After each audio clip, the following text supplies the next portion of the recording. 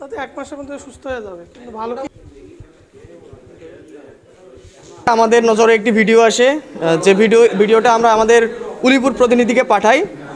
উলিপুর প্রতিনিধি নাইম সে যাচাই করে জানতে পারে যে সাপটা এখনও বেঁচে আছে, এই বার্মিজ পাইথন অজগরটা।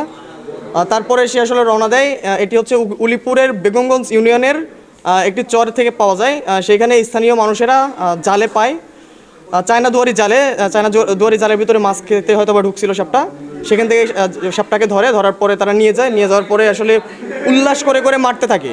মারার পরে এক পর্যায়ে এই সাপটা 8 থেকে 10 হাত বদল হয়। হাত বদলের পরে যে এলাকায় যায় সে এলাকাতে ওইভাবে রেখে দেয়। আর সেখানে হচ্ছে যে সাপটা ওইভাবে থাকে। যে ছোটো ছেলেপেলে ছিল তারা মারতেছিল। তো আমাদের রেস্কিউয়ার যখন যায়, রেস্কিউয়ার যাওয়ার পর ওইখানে একজন সেনা সদস্যের সহযোগিতায় সাপটা উদ্ধার করার পর সে উলিপুরে নিয়ে আসে। তারপরে এখান থেকে আমি রণদীপ যখন জানতে পারি যে সাপটার অবস্থা খুবই খারাপ, সাপ যেহেতু ইনজুর্ড আছে, মাথায় আঘাত আছে, তারপরে হচ্ছে মুখের ভিতরেও আঘাত। তো যার কারণে মূলত আমি যাই গতকাল রাতে যাওয়ার পরে আমরা নিয়ে আসার পরে রংপুর চিড়িয়াখানার যে জু অফিসার ভেট শাহাদত আঙ্কেল, ওনার কাছে নিয়ে যায়, ওনার প্রাইভেট চেম্বারে। উনি সাপটাকে দেখার পরে প্রাথমিক যে ট্রিটমেন্টটা দেওয়ার দরকার সেই ট্রিটমেন্টটা দেওয়ার পরে আসলে এই সাপটা আমরা কালকে দেখি যে মাথায় প্রচুর আঘাত পায় এবং মুখের ভিতরে অনেক বেশি ক্ষত আছে, দাঁতগুলো ভেঙে গেছে। তো দীর্ঘদিন তার ট্রিটমেন্ট চালাইতে হবে। যদি আমরা ঠিকভাবে ট্রিটমেন্ট করতে পারি সেক্ষেত্রে সাপটাকে বাঁচানো পসিবল হবে। আচ্ছা, আপাতত বন বিভাগ করতেছে না, আমরাই করতেছি। যদি এখন ওই সিদ্ধান্ত হয় নাই যে আমরা এখনই বন বিভাগের কাছে হস্তান্তর করবো নাকি আমাদের কাছেই রাখবো।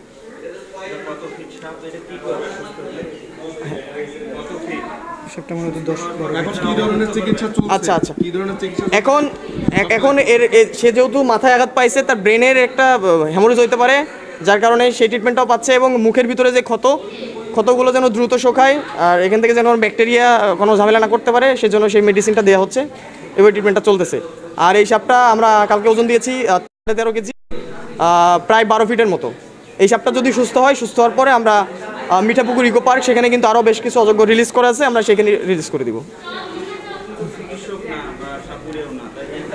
আচ্ছা, এই যে আমি আসলে চিকিৎসক না, তবে এই সাপটা কিন্তু ওই রংপুর চিড়িয়াখানার যে জু অফিসার ভেট শাহাদত আঙ্কেল, ওনার আন্ডারেই থাকবে। প্রতিদিন সন্ধ্যা বা রাতে ওনাকে একবার করে দেখানো হবে। উনি একবার করে দেখবেন যে ইমপ্রুভ হচ্ছে নাকি আরও ইয়ের দিকে যাচ্ছে। এক্সরে করলে তো ব্রেনের অবস্থা বুঝতে পারবেন।